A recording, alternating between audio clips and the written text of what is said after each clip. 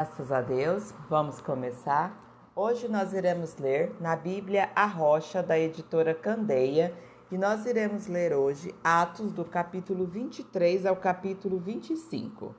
Atos, capítulo 23. Paulo, fixando os olhos no sinédrio, disse: Meus irmãos, tenho cumprido meu dever para com Deus com toda a boa consciência até o dia de hoje. Diante disso, o sumo sacerdote Ananias deu ordens aos que estavam perto de Paulo para que lhe batessem na boca. Então Paulo lhes disse: Deus te ferirá, parede branqueada. Deus te ferirá, parede branqueada. Estás aí sentado para me julgar conforme a lei, mas contra a lei me mandas ferir? Os que estavam perto de Paulo disseram: Você ousa insultar o sumo sacerdote de Deus? Paulo respondeu: Irmãos, eu não sabia que ele era o sumo sacerdote, pois está escrito: Não fale mal de uma autoridade do seu povo.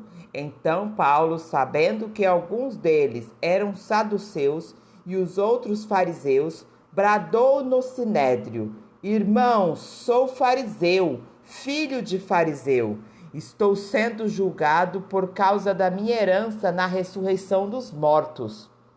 Dizendo isso, surgiu uma violenta discussão entre os fariseus e os saduceus, e a assembleia ficou dividida. Os saduceus diziam que não há ressurreição, nem anjos, nem espíritos, mas os fariseus admitem todas estas coisas. Houve um grande alvoroço e alguns dos mestres da lei, que eram fariseus, se levantaram e começaram a discutir intensamente, dizendo: Não encontramos nada de errado neste homem. Quem sabe se algum espírito ou anjo falou com ele? A discussão tornou-se violenta, que o comandante teve medo que Paulo fosse despedaçado por eles. Então ordenou que as tropas descessem e o retirassem à força do meio deles, levando-o para a fortaleza. Na noite seguinte, o Senhor, pondo-se do lado dele, disse: Coragem, assim como você testemunhou a meu respeito em Jerusalém, deverá testemunhar também em Roma. A conspiração para matar Paulo. Na manhã seguinte, os judeus tramaram uma conspiração e juraram solenemente que não comeriam nem beberiam enquanto não matassem Paulo. Mas de 40 homens estavam envolvidos nessa conspiração. E dirigindo-se ao chefe dos saduceus e aos líderes dos judeus, disseram: Juramos solenemente sob maldição que não comeremos nada enquanto não matarmos Paulo.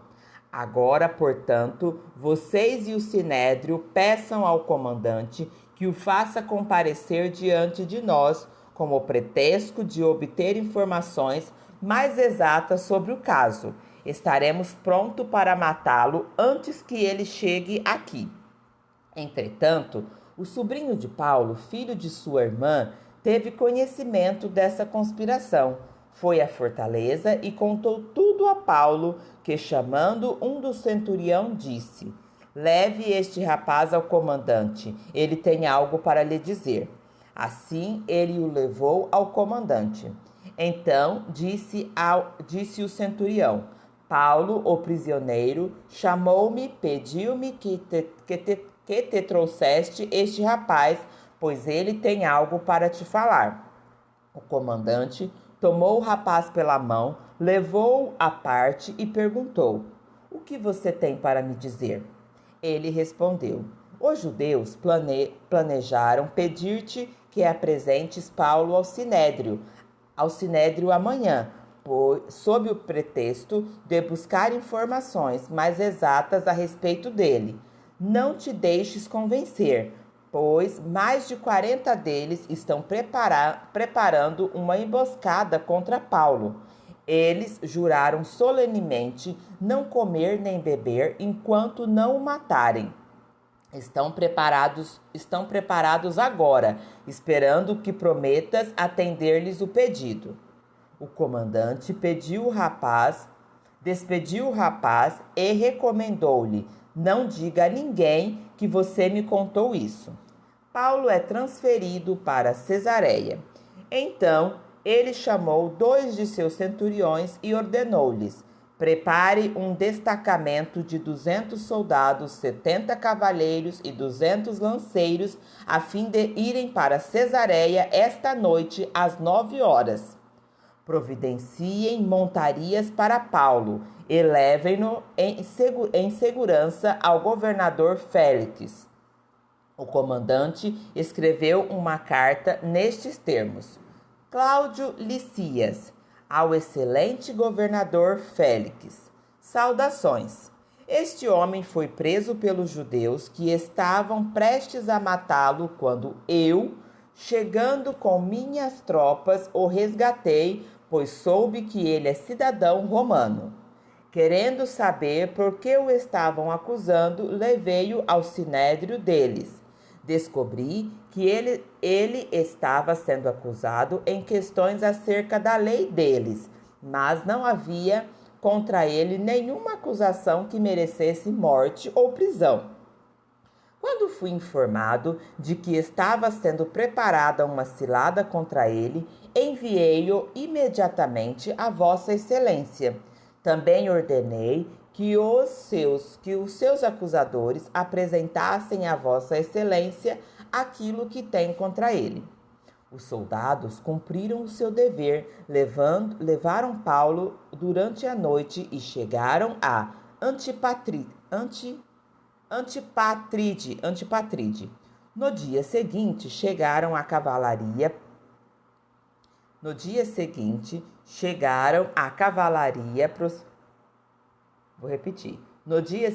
deixaram a cavalaria prosseguir com ele e voltaram para a fortaleza. Quando a cavalaria chegou a Cesareia, deu a carta ao governador e lhe entregou Paulo.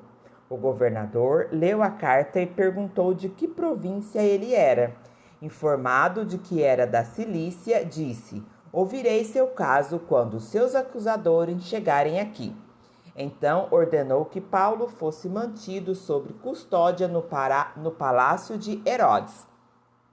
O julgamento de Paulo perante Félix, Atos capítulo 24.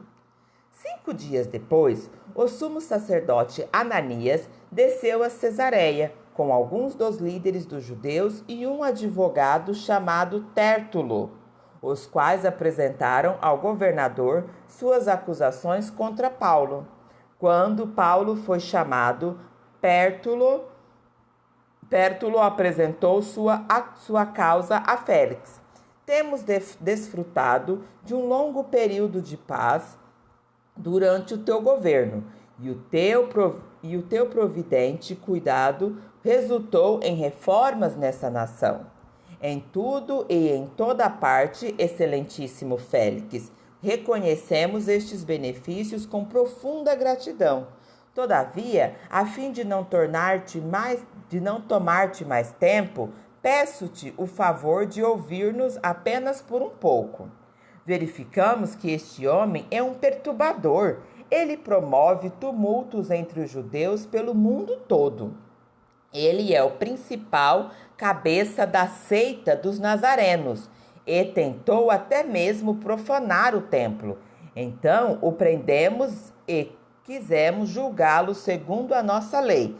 Mas o comandante Lises interveio e com muita força o arrebatou de nossas mãos e ordenou que os seus acusadores se apresentassem. Se tu mesmo o interrogares, poderás verificar a verdade a respeito de todas estas acusações que estamos fazendo contra ele. Os judeus confirmaram a acusação, garantindo que as afirmações eram verdadeiras. Quando o governador lhe deu um sinal para que falasse, Paulo declarou: sei que há muitos anos tem sido juiz nesta nação. Por isso, de bom grado faço minha defesa. Facilmente podereis facilmente poderás verificar que há menos de 12 dias subi a Jerusalém para adorar a Deus. Meus acusadores não me encontraram discutindo com ninguém no templo, nem incitando uma multidão nas sinagogas ou em qualquer outro lugar da cidade. Tampouco podem provar-te as acusações que agora estão levantando contra mim. Confesso-te, porém, que adoro o Deus dos nossos antepassados como seguidor do caminho, a que chamam Satan. Creio em tudo o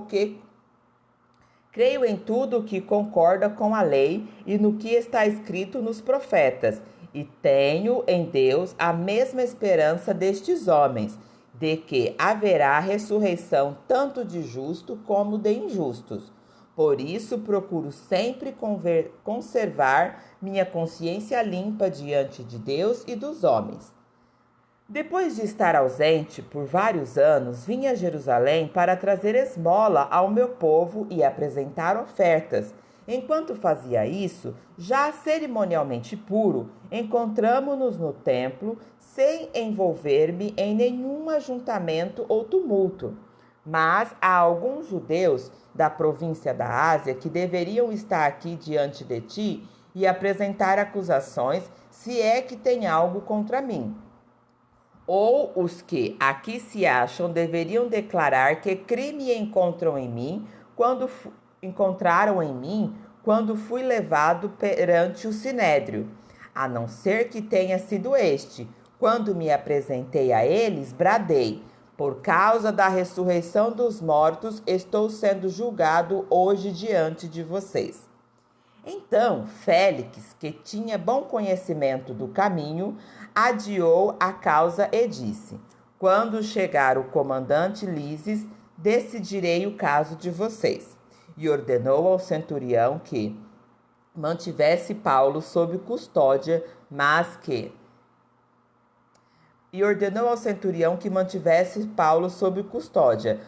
lhe desse certa liberdade e permitisse que ele e seus amigos os seus amigos o servissem. Vários dias depois, Félix veio com Drusila, sua mulher, que era judia, mandou chamar Paulo e o ouviu falar sobre a fé de Cristo Jesus. Quando Paulo se pôs a discursar acerca da justiça, do domínio próprio e do juízo vindouro, Félix teve medo e disse: basta por enquanto, pode sair. Quando achar conveniente, mandarei chamá-lo de novo. Ao mesmo tempo, esperava que Paulo lhe oferecesse algum dinheiro, pelo que mandava buscá-lo frequentemente e conversava com ele. Passados 2 anos, Paulo foi sucedido por Pórcio Festo. Todavia, porque desejava manter a simpatia dos judeus, Félix deixou Paulo na prisão. O julgamento perante Festo. Atos capítulo 25. 3 dias depois de chegar à província, Festo subiu a Cesareia para Jerusalém, onde os chefes do sacerdote e os judeus mais importantes compareceram diante dele, apresentando as acusações contra Paulo. Pediram a Festo o favor de transferir Paulo para Jerusalém, contra os interesses do próprio Paulo, pois estavam preparando uma emboscada para matá-lo no caminho. Festo respondeu: Paulo está preso em Cesareia, e eu mesmo vou para lá em breve. Desçam comigo alguns dos seus líderes e apresentem ali as acusações que têm contra este homem, se realmente ele fez algo de errado. Tendo passado com eles 8 a 10 dias, desceu para Cesareia, e no dia seguinte convocou o tribunal e ordenou que Paulo fosse trazido perante ele. Quando Paulo apareceu, os judeus que tinham chegado de Jerusalém se aglomeraram ao seu redor, fazendo contra ele muitas e graves acusações que não podiam provar. Então Paulo fez sua defesa: nada fiz de errado contra a lei dos judeus, contra o templo ou contra César. Festo, querendo prestar um favor aos judeus, perguntou a Paulo: Você está disposto a ir a Jerusalém e ali ser julgado diante de mim acerca destas acusações? Paulo respondeu: Estou agora diante do tribunal de César, onde devo ser julgado. Não fiz nenhum mal aos judeus, como bem sabes. Se de fato sou acusado de ter feito algo que mereça pena de morte, não me recuso a morrer. Mas se as acusações feitas contra mim por estes judeus não são verdadeiras, ninguém tem o direito de me entregar a eles. Apelo para César. Depois de ter consultado seus conselheiros, Festo declarou: Você apelou para César irá. Festo consulta o rei Agripa. Alguns dias depois, o rei Agripa e Berenice chegaram a Cesareia para saudar Festo. Visto que estavam passando muitos dias ali, Festo explicou o caso de Paulo ao rei. Há aqui um homem que Félix deixou preso. Quando fui a Jerusalém, os chefes dos sacerdotes e os líderes dos judeus fizeram acusações contra ele, pedindo que fosse condenado. Eu lhes disse que não é costume romano condenar alguém antes que ele se defronte pessoalmente com seus acusadores e tenha a oportunidade de se defender das acusações que lhe fazem. Vindo eles comigo para cá, não retardei o caso, convoquei o tribunal no dia seguinte e ordenei que o homem fosse apresentado. Quando os seus acusadores se levantaram para falar, não o acusaram de nenhum dos crimes que eu esperava. Ao contrário, tinham alguns pontos de divergência com ele acerca de sua própria religião e de um certo Jesus já morto, o qual Paulo insiste que está vivo. Fiquei sem saber como investigar tais assuntos, por isso perguntei-lhe se ele estaria disposto a ir a Jerusalém e ser julgado ali acerca destas acusações. Apelando Paulo para que fosse guardado até a decisão do imperador, ordenei que ficasse sob a custódia até que eu pudesse enviá-lo a César. Então Agripa disse a Festo: Eu também gostaria de ouvir este homem. Ele respondeu: Amanhã o ouvirás. Paulo perante Agripa.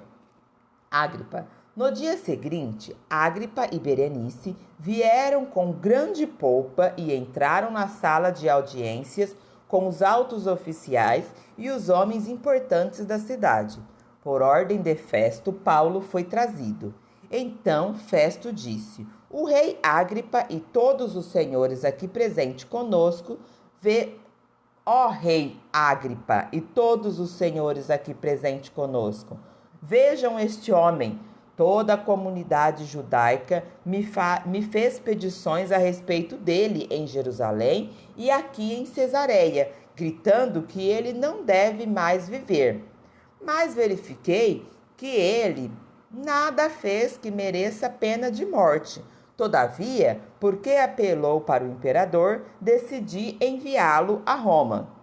No entanto, não tenho nada definido a respeito dele para escrever a sua majestade.